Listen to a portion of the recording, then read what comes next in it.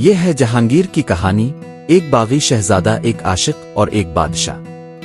تاج کا بوجھ تلوار سے زیادہ بھاری ہوتا ہے۔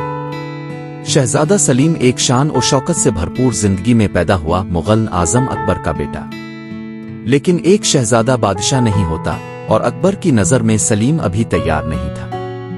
بے قرار، بے صبر، اقتدار کے لیے بے چین، سلیم تخت چاہتا تھا، وہ بھی اس سے پہلے کہ اس کا وقت آئے، اور پھر اسے محبت ہو گئی۔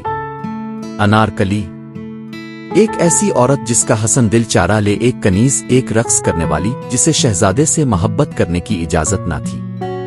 لیکن محبت اندھی ہوتی ہے، محبت قانون نہیں مانتی۔ جب اکبر کو معلوم ہوا، محل کی دیواریں قید بن گئیں۔ بادشاہ کے پاس دو راستے تھے، اس محبت کو قبول کرے، اسے ہمیشہ کے لیے ختم کر دے۔ فیصلہ ہوا، فرمان جاری ہوا، انارکلی کو زندہ دیوار میں چانوا دیا گیا۔ کہا جاتا ہے کہ اس کے چیخ و پکار نے پورے محل کو ہلا کر رکھ دیا۔ کچھ لوگوں کا کہنا ہے کہ وہ بچ نکلی، اندھیری رات میں کہیں کھو گئی، لیکن سلیم کے لیے وہ ہمیشہ کے لیے مر گئی۔ محبت نے اسے توڑ دیا، لیکن اس کی بغاوت نے اسے مضبوط بنا دیا۔ سلیم نے اپنے ہی باپ کے خلاف بغاوت کر دی، فوج تیار کی، جنگ کا اعلان ہوا۔ لیکن اکبر صرف ایک باپ نہیں تھا، وہ ایک فاتح تھا۔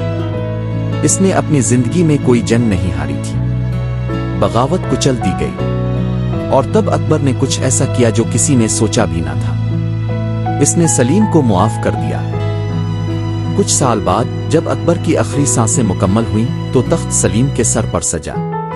اب وہ صرف شہزادہ نہیں تھا، اب وہ جہانگیر مغل سلطنت کا شہنشاہ تھا۔ لیکن جو تخت اسے ملا تھا وہ سازشوں اور دھوکے سے بھرا تھا۔ ہر طرف سرگوشیاں تھیں، دشمنی قریب تھی، اور پھر وہ اس کی زندگی میں آئی۔ نور جہاں، ایک بہادر جنگجو کی بیوہ، ایک ایسی عورت جو عام نہیں تھی، ذہین، طاقتور، حسین۔ جہانگیر نے اسے اپنا سب کچھ بنا لیا، اسے نور جہاں کا خطاب دیا، دنیا کی روشنی۔ لیکن کچھ درباری سرگوشیاں کر رہے تھے۔ کیا وہ واقعی ملکہ تھی؟ اصل حکمرانی نور جہاں کے ہاتھ میں تھی۔ محل میں محبت تو تھی، مگر وہی محبت اس کے زوال کا سبب بنی۔ جہانگیر کی شراب نوشی اور عیش و عشرت کی خواہش بڑھتی گئی، اور اس کی سلطنت کمزور ہونے لگی۔ اور پھر وہی ہوا جو اس نے خود اپنے باپ کے ساتھ کیا تھا۔ اس کے اپنے بیٹے شہزادہ خرم، مستقبل کا شاہ جہاں، نے بغاوت کر دی۔ تاریخ خود کو دہرا رہی تھی۔